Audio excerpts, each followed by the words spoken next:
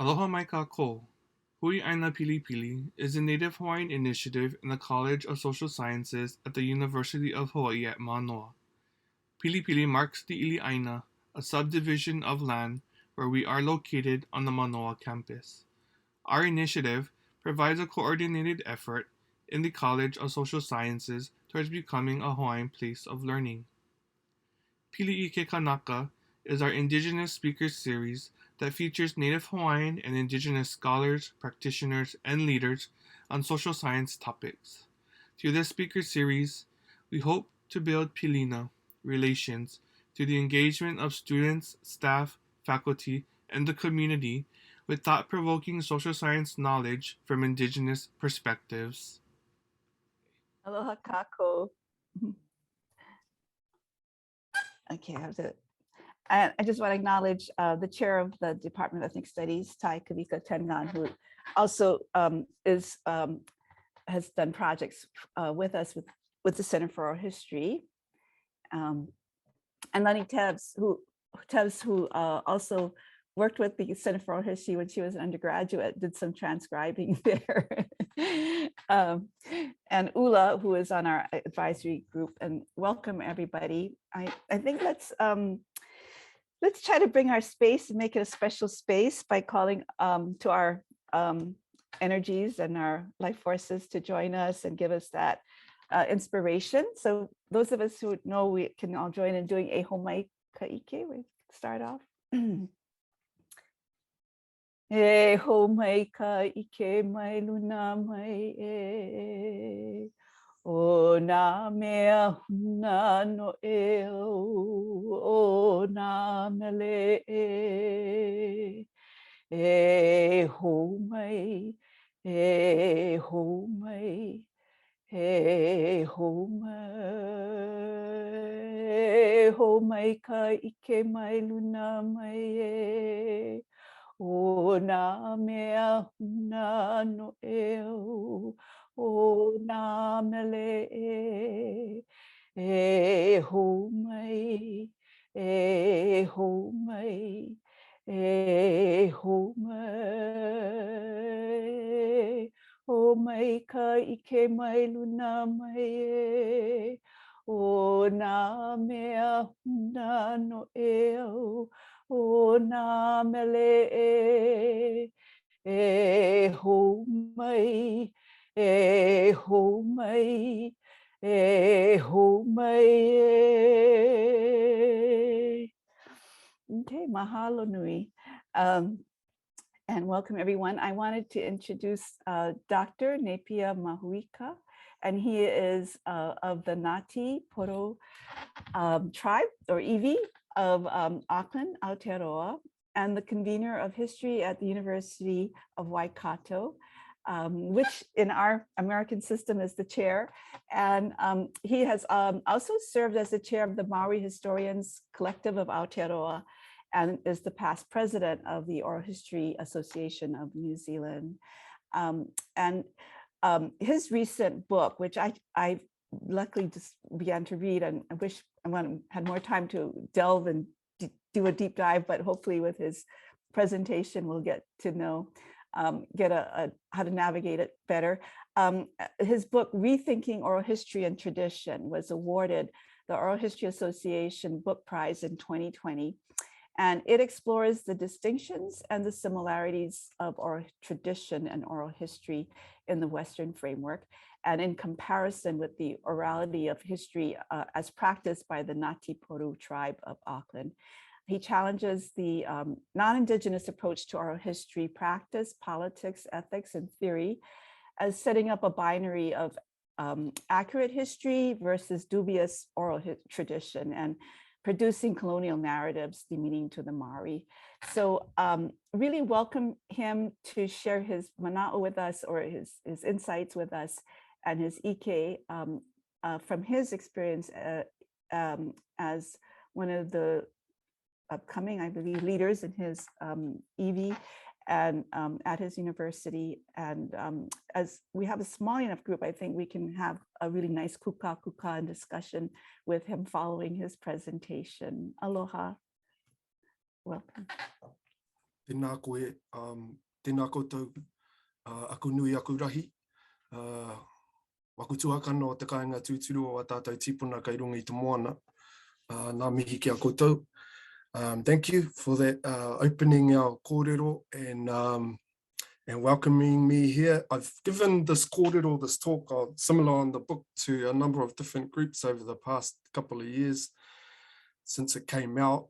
And this is actually one of the ones I've been really looking forward to, because a lot of those groups weren't Indigenous groups and weren't here in the Pacific. So I'm actually really stoked to be here and to talk to this crowd about the book. I'm Ngata Porou. It's from my grandfather's side, which is on the east coast of what the Pākehā here call the North Island. We call it Nēpia Mahuika.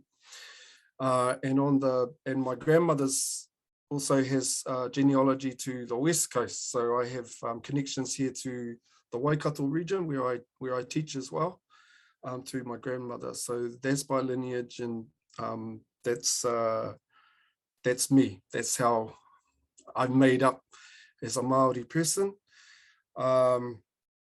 And I teach history. So I teach history here. I've been here for a little while. When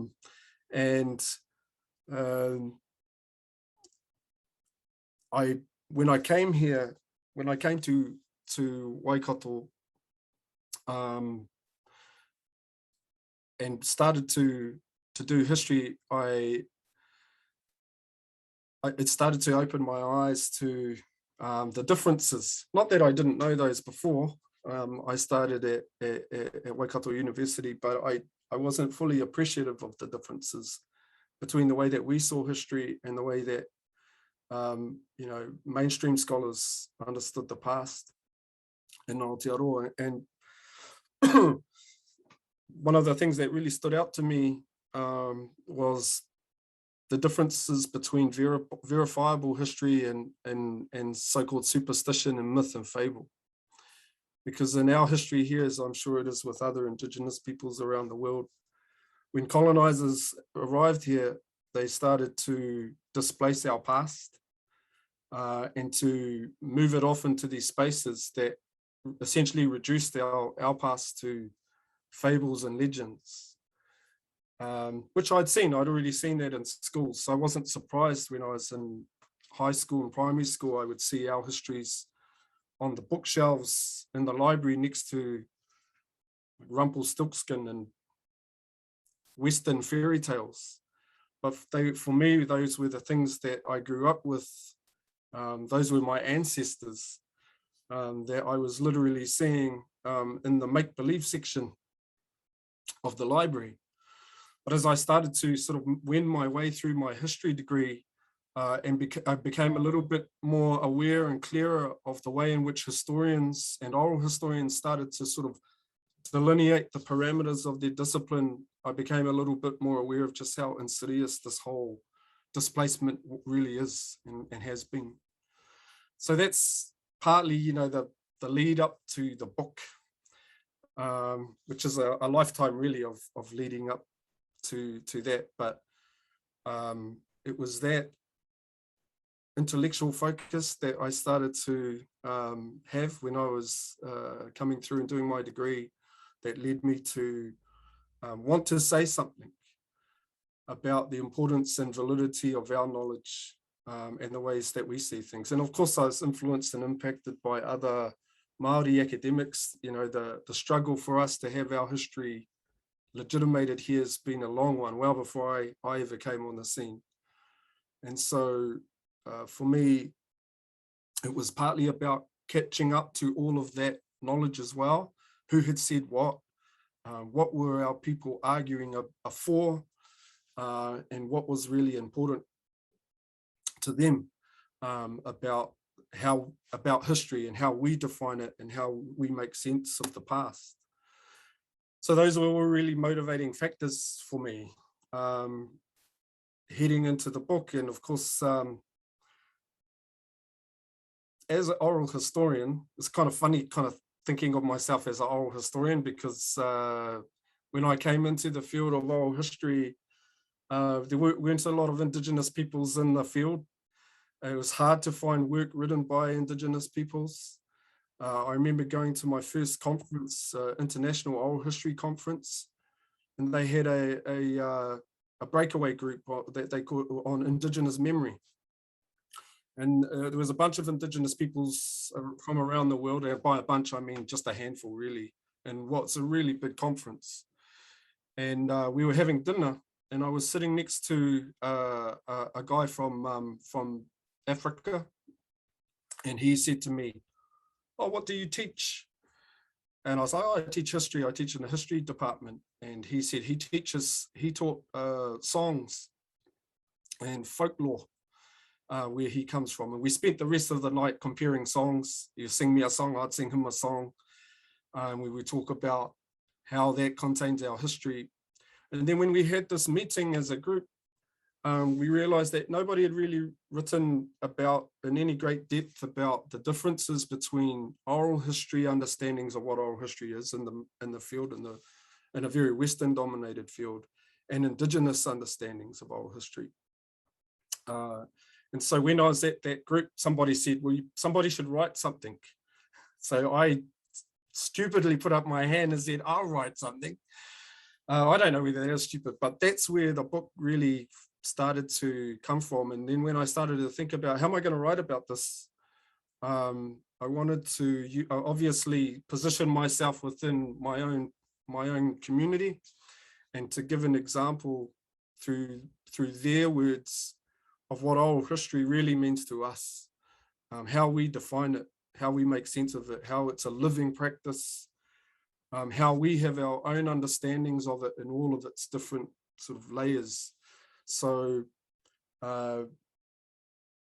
luckily for us, we still have a lot of native speakers, and we still have, people, and we have this, for many families, we have lots of unbroken lines of oral communication that's been passed on from generation to generation. So we were fortunate in that way. So when I went and did the interviews for the book, this is when my papa was still around, and I interviewed 4 generations of our people, because I was interested in how that history is transmitted. And so I guess for people who are really, who've read the literature, I guess that's the first thing I needed to do, was do a bit of a literature review and show that oral history as a field in the 20th century has been dominated by non-Indigenous knowledge. That was not hard to do. And of course, oral tradition as well as a field is also dominated, and has been dominated predominantly by non-Indigenous researchers, anthropologists and ethnographers. But that none of those fields really seem to capture our understanding of what oral history or oral tradition really is or has been. So when I finally got to thinking about structuring the book and thinking about how am I going to put this together, I decided the best way to do this was to, and if you read the book, the book's sort of, the chapters are divided into these sort of layers. And the first is, how do we name oral history? Because clearly oral history is not our language. So what's our name for oral history? And when I originally wrote about this in my doctoral thesis, where I come from, we call it kōrero tukuiho, which are just histories that are handed on. But my publishers didn't like that title, so I had to give it a different title when I published the thesis. So first of all, how do Indigenous peoples name oral history? Because in the naming of oral history itself, you kind of given clues of how people start to identify and make sense of what it actually really is and how it works. We've got different ways of talking about what oral history is. It's not just one name, it's not just one word. There's different ways that we name it depending on how we're engaging with oral history. So that was the first thing to do, was to, ask our people, well, how do you name, how do you define, how do you name, what do you call this, this practice? And then the second thing that I wanted to do was to talk about the form of oral history, or what does an oral history look like? And I thought this is very important, because when you read the Western academic literature on oral history, they define oral history within very narrow parameters around the interview. Now, oral history for them is predominantly about interviewing. And if you read a lot of oral history manuals in the West, they make a distinction between interviews that are done in any contemporary moment and oral narratives that are passed down beyond certain lifetimes and generations, which they call oral tradition.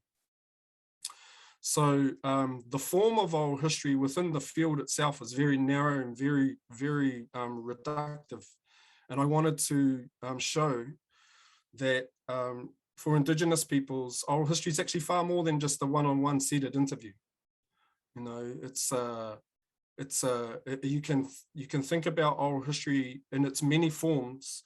And it's interesting because actually in the field of oral history itself, oral historians have talked about this, the importance of the mnemonic devices, photographs, the environment, the visual space around a person, all the multi-sensory aspects that go into the way in which people memorize the past and pass it on or transmit it. So I wanted to show that in my book. You know, I wanted to talk about carving, for instance, and how our speakers on the marae, when they're talking, they sometimes will hold these toko, which are these carved sticks.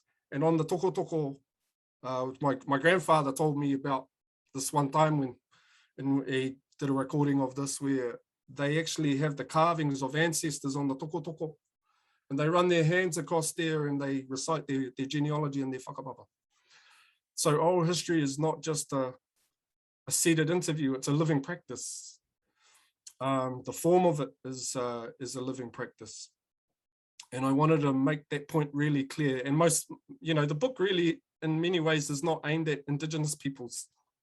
It's aimed at non-Indigenous peoples to tell them that our Indigenous ways of understanding oral history matters and is important and is valid.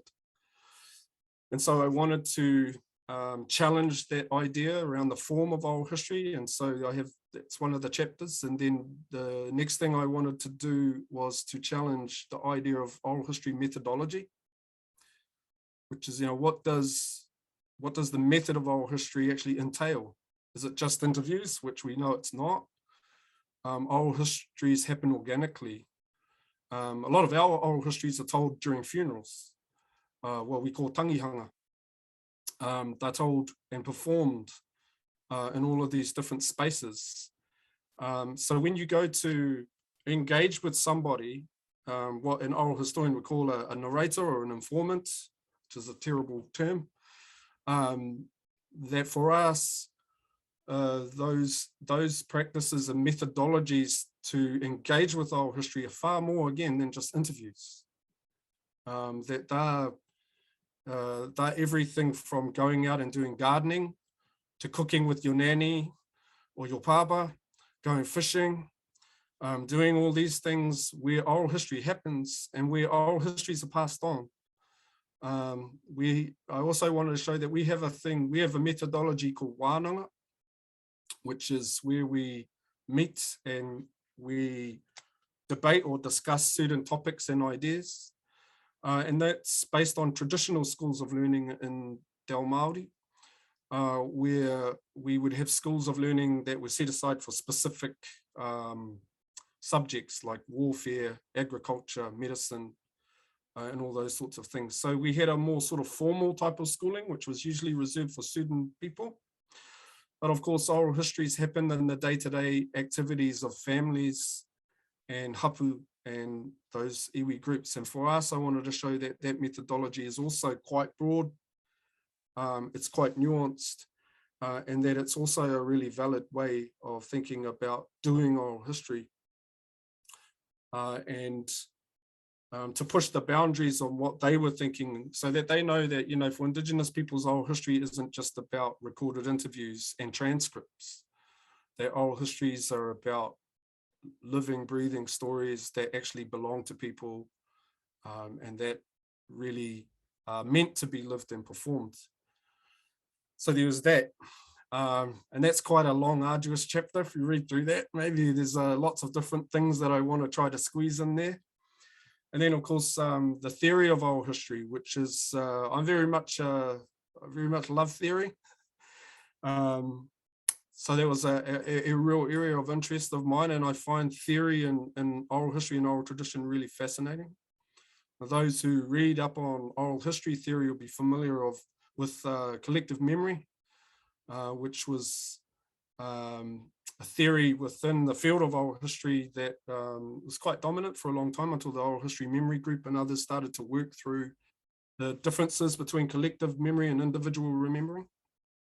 And then, of course, for oral traditionalists predominant theory that they were using was different to oral historians. Oral traditionalists, those who are interested in oral tradition, or what really was folklore, old Homeric ballads. You know, if you look in the Oral Tradition Journal, a lot of the scholarship in there is based on songs and chants.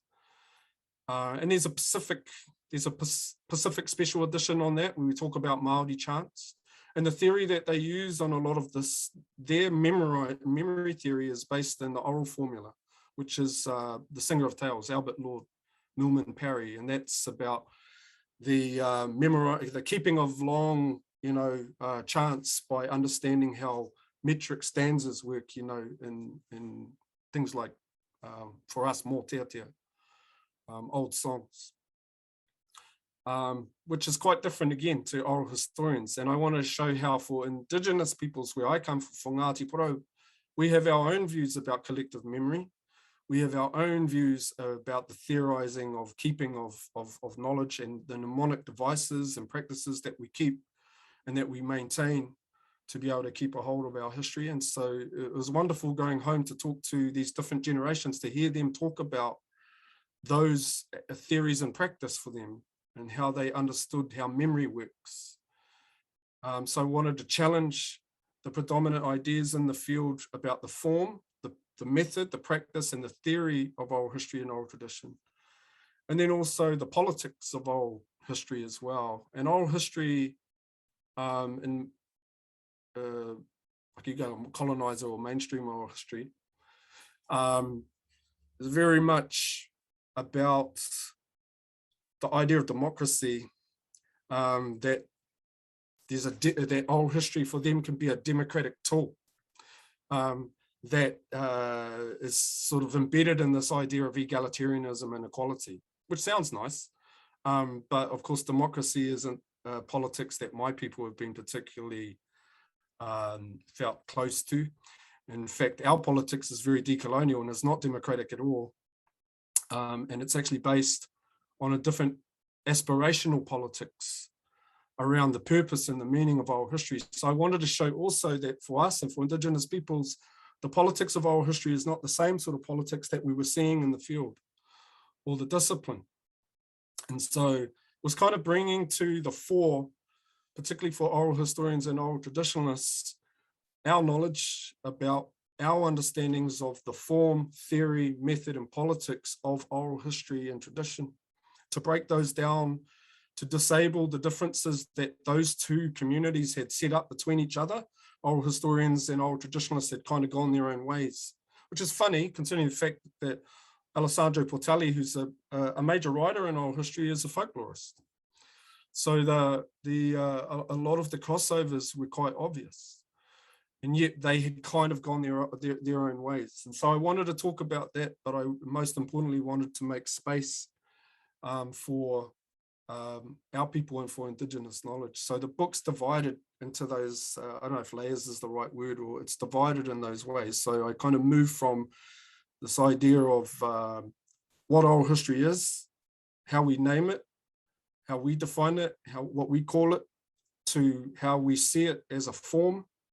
You can see oral history in Ngāti Porou in our weaving, our tāneko, our whakairo and our carving, and our kōrero tukuiho, and our whai kōrero, and our speech making, in our haka, in our dances, in our songs, and in all these different ways. So the form for us is multiple and it's lived.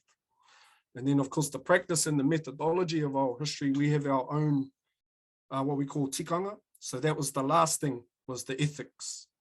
the ethics of oral history, and that we have our own ethics around who should be doing this, how they should be doing it. And of course, oral historians are aware of ethics, and it's something that they've focused on. So it was, I think, easier in a way to start to get into these discussions about confidentiality, where you should archive an oral history, and how these things matter to Indigenous peoples, and how it's important to the way that we do oral history and we think about oral history. So it was a massive challenge to the field on multiple sort of different angles, to say that, you know, we have oral history theory, we have oral history methodology, we have oral history politics, we have oral history ethics, and we have ways of defining oral history, and that they matter, and that it's important. If you are really an expert in oral history on the global scene, then you need to know how Indigenous peoples do oral history, because we're the first oral historians in Aotearoa. Oral history wasn't brought here by Europeans, and we practice it and we continue to practice it. So that's been a key message that we've sent to the National Oral History Association in New Zealand, and also to the Ministry of Culture and Heritage, who administer the Oral History Awards here. I'm meeting with them next week to hand out some of these awards, and we have an amazing diverse range of applicants this year who are both Maori, Pacifica peoples, who now can see that their oral histories matter and that they can do it and research it, and that it's legitimate, and that's important. So all of these things for me, that's the driver and motivator of the book. And I'm continuing to write about it, and I can continue to see ways in which hopefully it will continue to be impactful. At the moment, we've been working on a new history curriculum in New Zealand, which the government are going to roll out next year. And a lot of these ideas I've been talking about, and getting New Zealanders here, particularly non-Māori New Zealanders, to understand that Māori have our own way of defining history, that we're not wedded to the idea of this sort of very stodgy Western empirical objective approaches, that we value subjectivity, that we value nuance, that we value a lot of forms and ideas and understandings of history that old school historians used to dismiss, but that now they realize are actually crucial and vital. So we're able to bring that to the forefront. So Indigenous oral histories aren't just for Indigenous peoples in that sense. Indigenous oral history and history generally, in my view, is for all people who live on our territories, because you can't live here and understand what it means to belong here without us and without these stories, because they've only been here for 5 minutes. We've been here a lot longer. So it's really, really important for us to ensure that we occupy those spaces. Otherwise, they become occupied for us.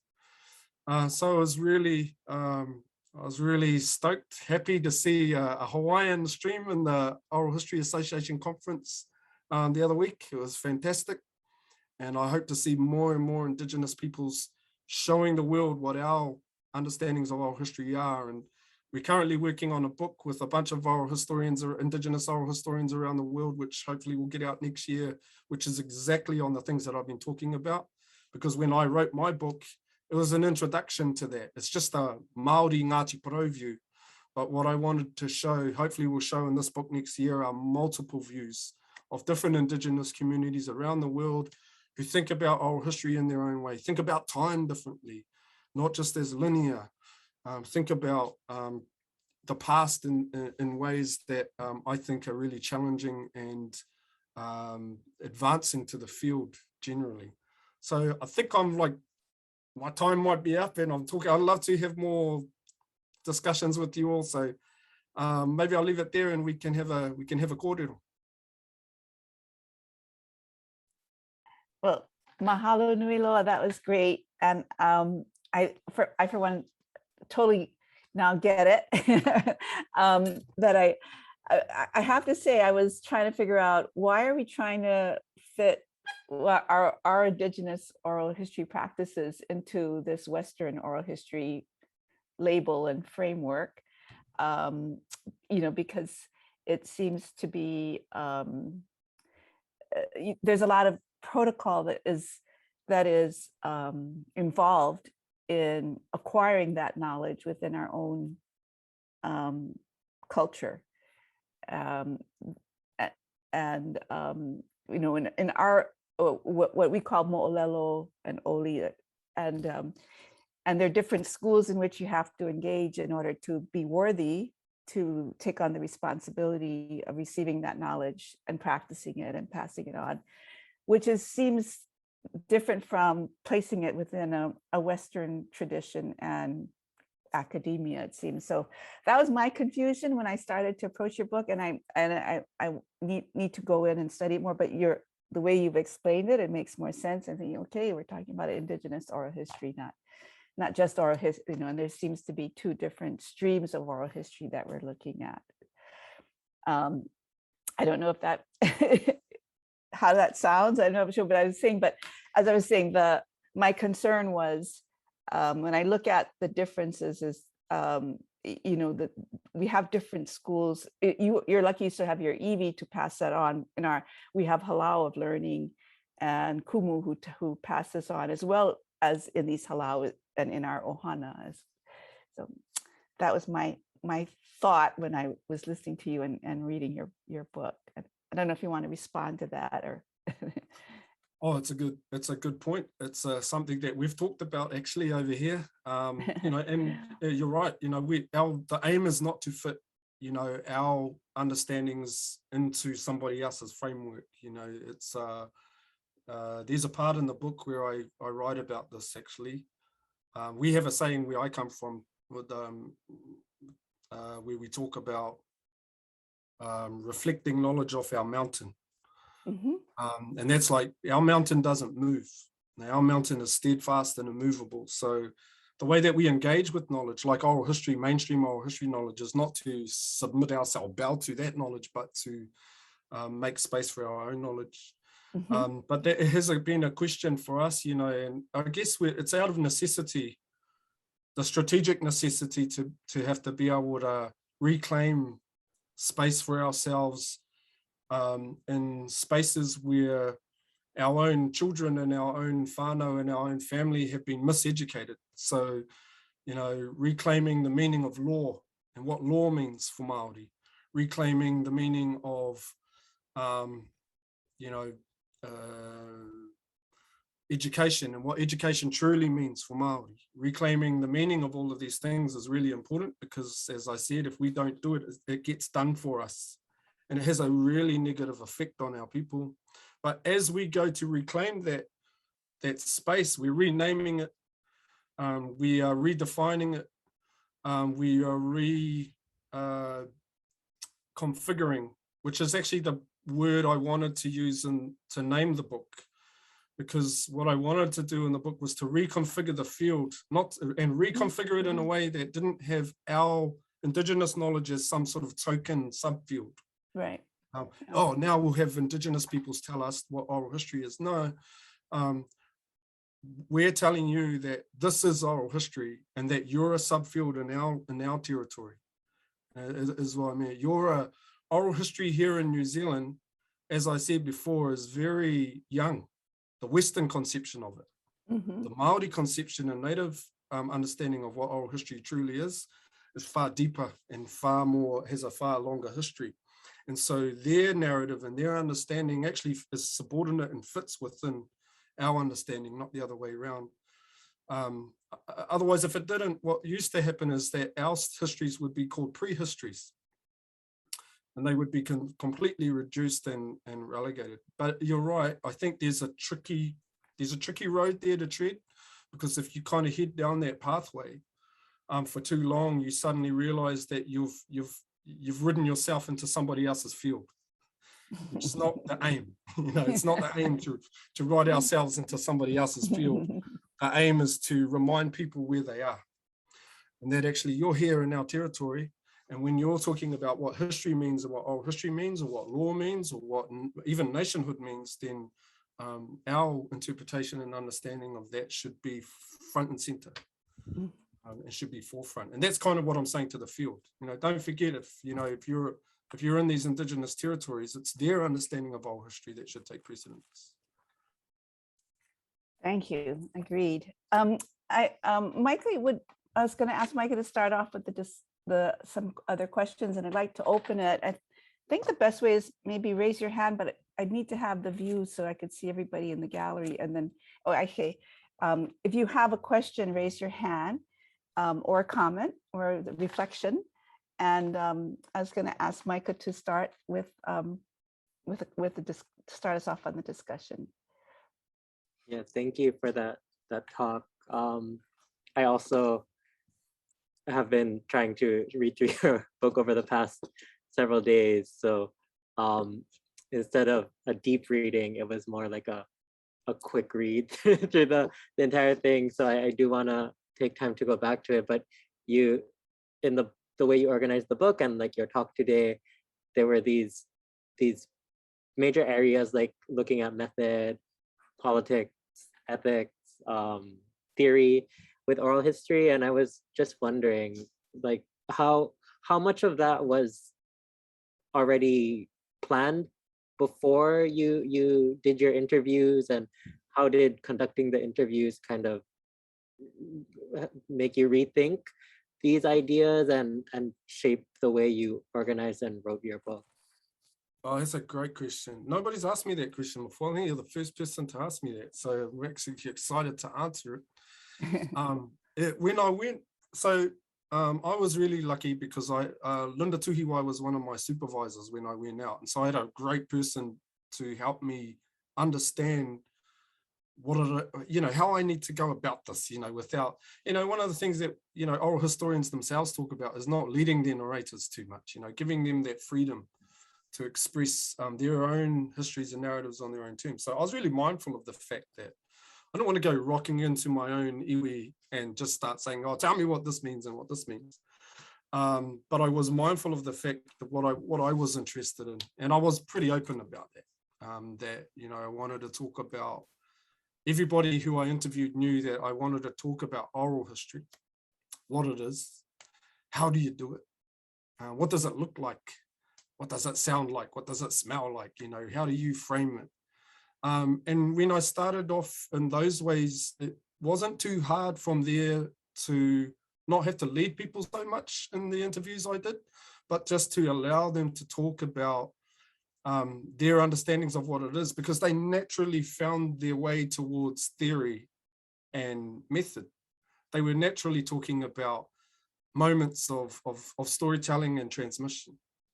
They were naturally talking about, oh, this is how I learned this, or this is where I heard this, and this is, I remember this. So they talked about everything from genealogy books to going to certain spaces. They talked about how for them, that's oral history. And they were really explicit about it without me having I remember sitting there, thinking, this is wonderful.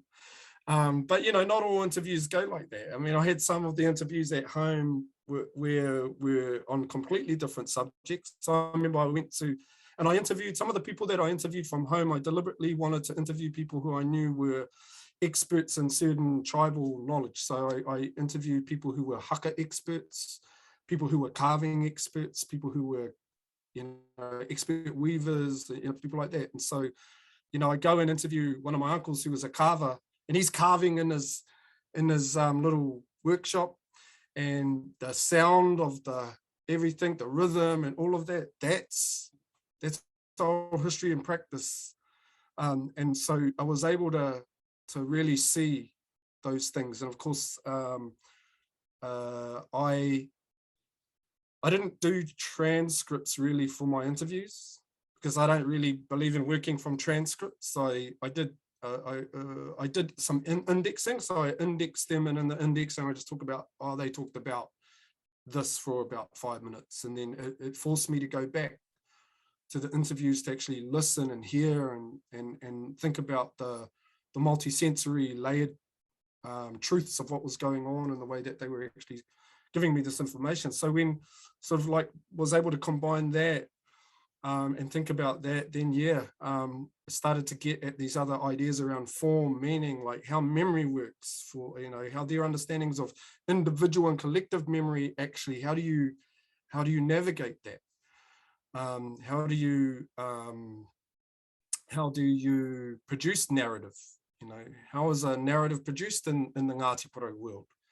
And it's produced differently, somewhat to the ways that I've seen it in general oral history, you know, readings. It's we use proverbs, we use all of these different things. They guide narratives. Don't begin in a linear fashion.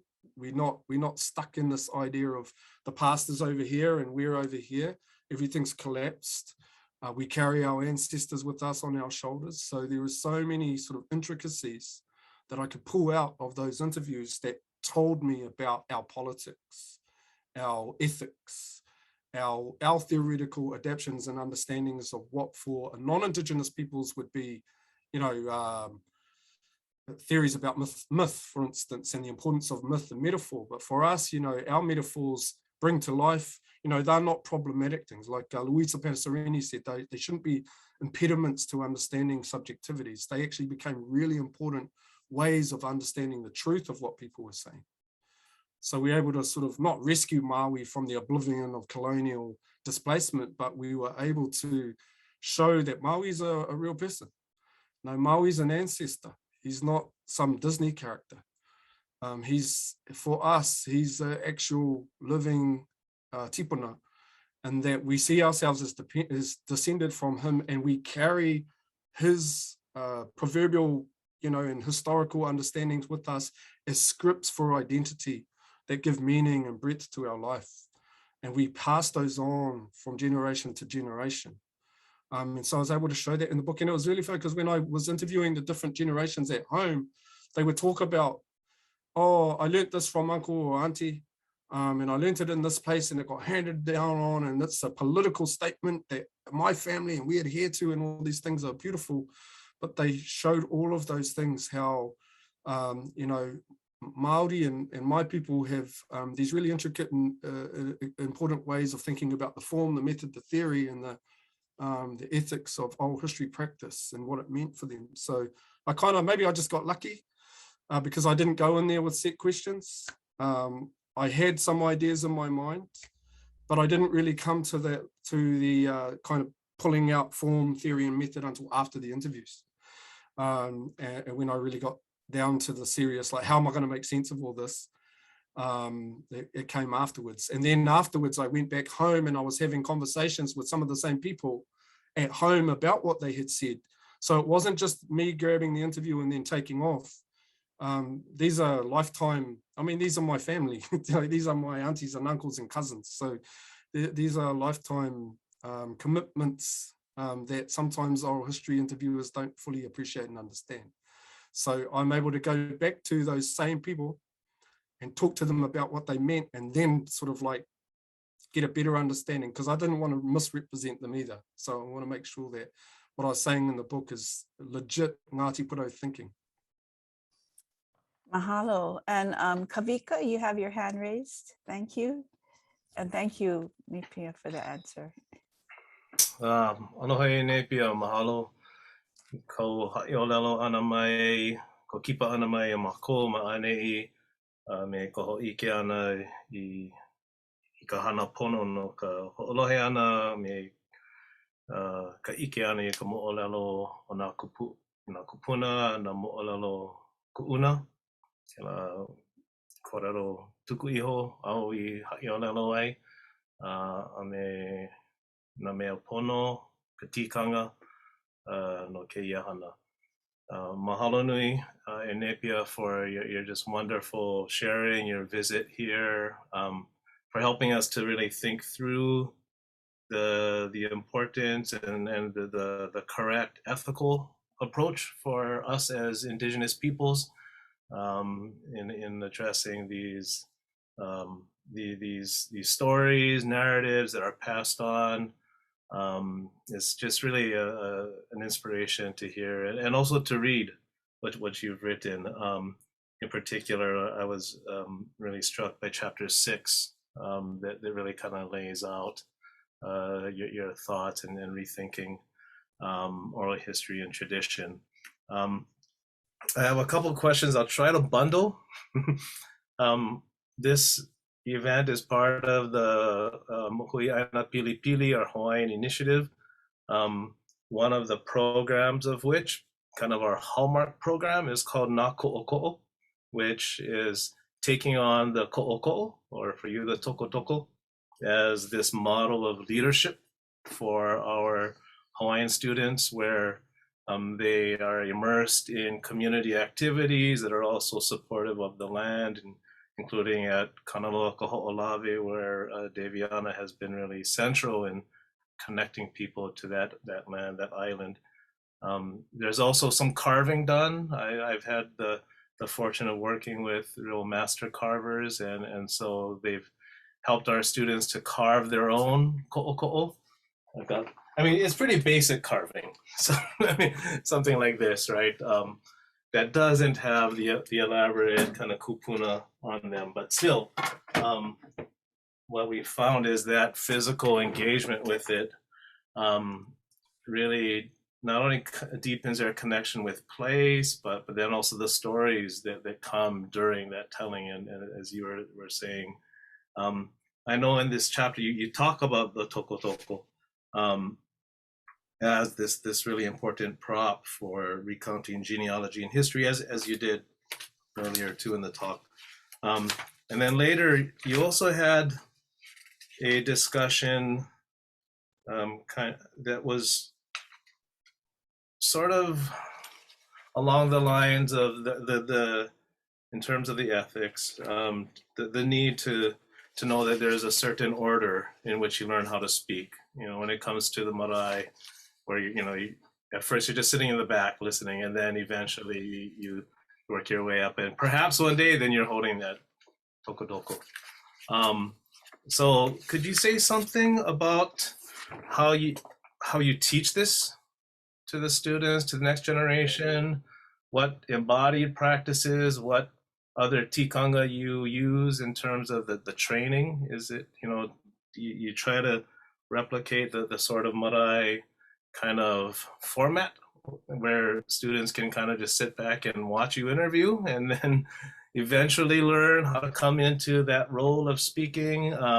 Is there this kind of physical engagement? Is it just along the lines of also immersing them in traditional marae spaces? What's the way? And this is kind of a practical question for us because we're trying to integrate our own knowledge into how we're training our next generation of Hawaiian students, particularly with this Hui'aina Pili Pili. So mahalo. Tēnā koe. Thank you, Tai. It was a great question. I think I need to, so I make a distinction between, what I do in a university setting and what we do at home, which are quite different. So obviously we can't do certain things in a university settings that we do on the marae, unless we took our to do. And we can show them, but you can't, there's only so much you can show somebody in their first visit, and those sorts of things. It's like, it's a lifetime thing, which is actually it's a really good lesson, I think, to learn if you're a non-Indigenous person, but even if you're Indigenous and you've been disconnected from home, which a lot of our people are, so they haven't been home a lot, they weren't fortunate to grow up around those people and have that education. And so it's kind of connected to lots of other things that have been going on for a while, like language revitalization, of course, how we teach the language in schools, kohanga reo, through to kura kaupapa and wharekura, and then on to universities. For me, I focused, and that has its own kind of space, but we use some of the same approaches because they are the commonplace among different tribes and iwi. So I referred to one before, which is wānanga. Wānanga is something that we're seeing a lot more in academic use now, which are like kind of schools, but you can have a wānanga. Wānanga is like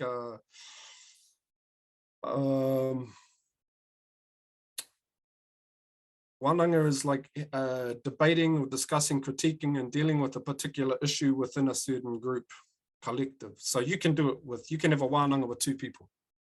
You can have a wānanga with 100 or 1,000 people. A wānanga can go for 2 hours, or a wānanga can go for 5 years or longer, or for multiple years. But the idea of the wānanga is that you're meditating and constantly on this idea, and you talk it out.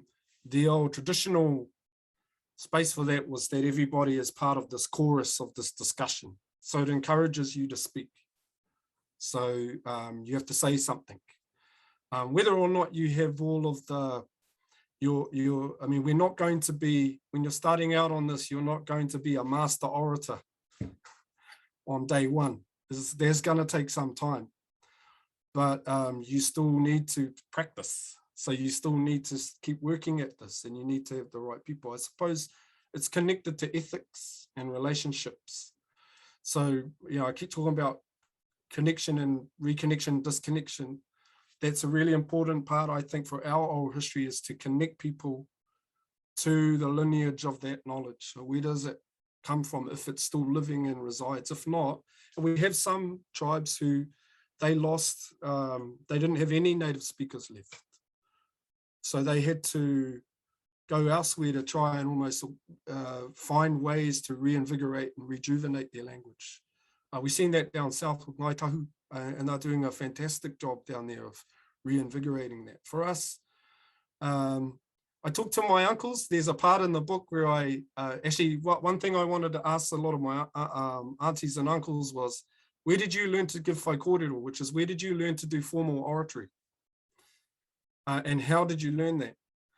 And one of my papas said, he was 80 something at the time when I interviewed him, he said, oh, and we'd go to the marae and we'd break half of the family, would go sit over there and the other half would sit over there, and we'd have a little take or a topic, and we would just talk to it, and then you get up, and it was like a debate.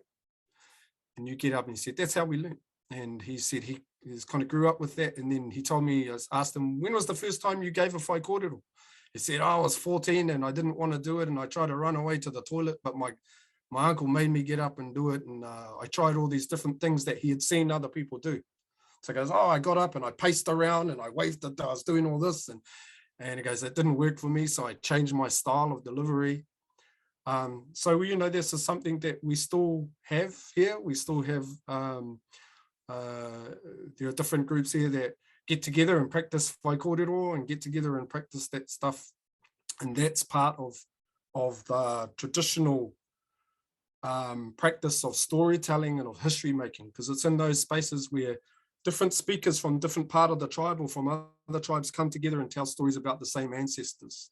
And you get these really beautiful, nuanced understandings of our past, and most importantly, our relationships one to another. And so, yeah, that's something we practice. It's not something I do in my classes at university, because that's quite, there's a commitment there, right? So there's a commitment there that you, like, I'm going to commit to the language. I'm going to commit. If you're going to start doing stuff like that, you got to commit to learning the songs. You have to commit to learning the proverbs. You have to commit to learning the genealogy. Whereas students enrolled in an oral history course at Waikato may not have come to be committed to all of those things. So that's why I make that distinction between what I do in a university setting and what we do for those who are connecting to home. But it's enough for me in a university setting to tell those in the academic field of oral history that this is how it actually works at home, and this is actually what it looks like.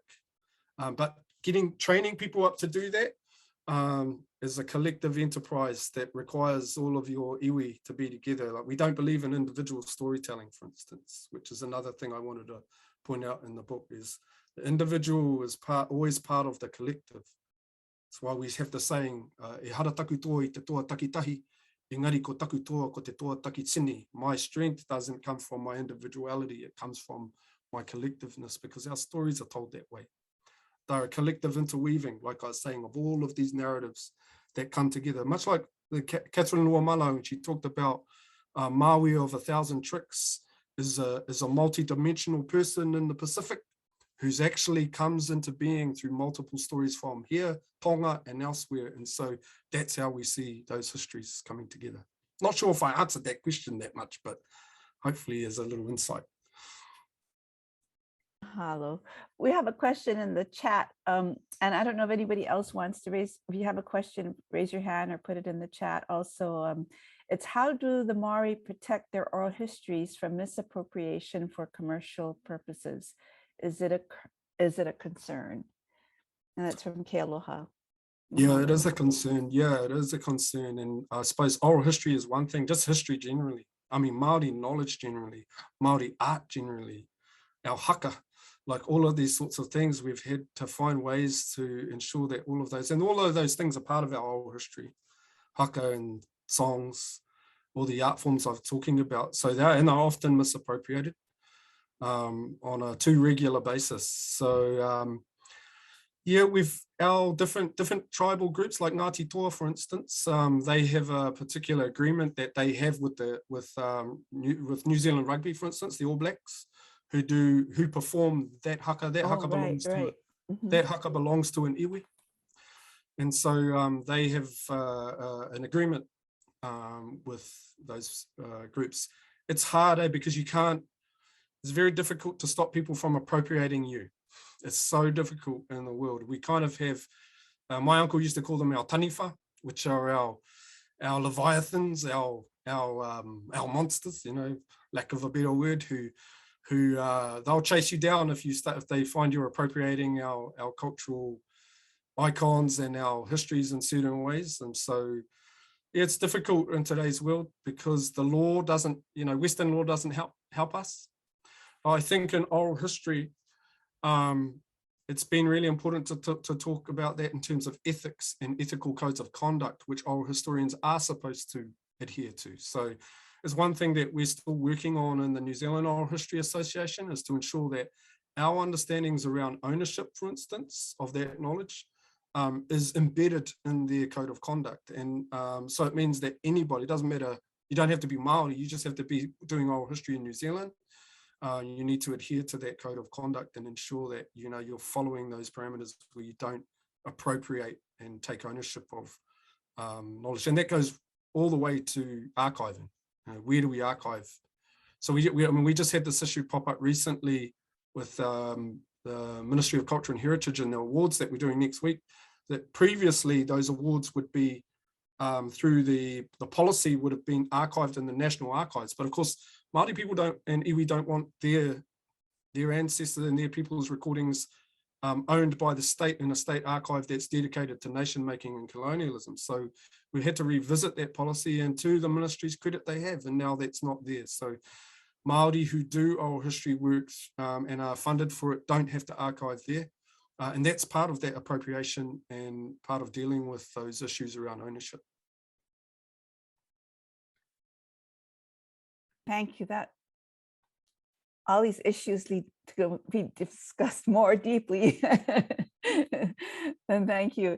Is there any other questions? We were going to go to 2:30. It's about 2:35. But if there's any other comments or questions from anybody, please. No? Lani, you have anything? I'm still learning, so anything smart to say, just learning, and mahalo. Right. And Akela, you joined us from Maui. Aloha. You have anything? No, aloha, just yeah, nui ku mahalo ya oi. I just feel like, oh my gosh, I want to we need to get together. We need to talk story on our own side about the way we gather our information. I think many of us realize that the mo'olelo that we have, connect us. What I really liked that you said was, connecting us to the lineage of that knowledge, because there is a ka'ina, there's a mo'o that's running, right? Why, hence mo'olelo, but sometimes we don't go back far enough to find out what the source was, We kind of know the mo'olelo, and then we start creating our own mo'olelo out of that, and then we deviate from that source, that true source. And so I really appreciate what you want to say. I'm all excited now. I got to get the book so I can read it. Mahalo. Mahalo, Devi. Good to see you there. Mahalo. Mahalo. Well, I think that was beautiful. Thanks, Akela. And I am going to be that person now that wants to write how we're going to do our oral history better in Hawaii, because we've been struggling with this, and needing to get our own philosophy and our own approaches. And I love the idea, what you said about Indigenous oral history is the main dominant field, and that the Western oral history is just a subtopic or a subfield under that. It's going to reorient how we teach what we do, and we're going to reorient our teaching of oral history. Thank you. But I've got to finish reading the book, of course, and then I think we want to engage our students and our staff, engage my staff in reading that book and us unpacking it together. So we may be calling on you again to have a more deeper discussion now that we've just been introduced to what you're thinking and your approach, and just really we just can feel the depth of knowledge and thought process. It's just brilliant and exciting at the same time. So thank you so very much for inspiring our work really here. I don't know if anybody else wants to give aloha. Anybody else? No? Well, aloha nui loa. Thank you so very much for spending time with us. Can I just say thank you? Yeah. Thank you, everybody. Like I said at the start, it's an honor for me to talk to my tuakana in Hawaii. I really appreciate this opportunity to speak. And like I said, I was really excited. This is the most exciting of all the book talks I've done, because I'm talking with people who get it and who understand it. So thank you so much for having me. It's a real privilege for me to be in this forum. So tēnā koutou. And Kamakana, I'll turn over to you. Yes, ngā mihi nui ki a koe Nēpia mo te kōrero. Mahalo nui loa for taking time to share with us, to kōrero, to kūkau with us. I think it got everyone jump started on our our mo'olelo here in Hawaii. I wanted to mahalo Dr. McGregor and Micah for taking time to moderate this awesome session. I would also like to recognize and acknowledge Kadika Tingan, Lani Teves, and Ula Hassinger as part of several of our faculty that were able to join with us from Hui Aina Pili Pili, as well as mahalo to all of you for attending. I hope you all received some awesome thought-provoking aha moments about oral history and Indigenous oral history, and that these discussions was very lively and made us alive again, I think, as we look to the oral history of our kupuna. Again, this presentation is recorded and will be out on our YouTube channel in a few weeks. Mahalo and aloha again.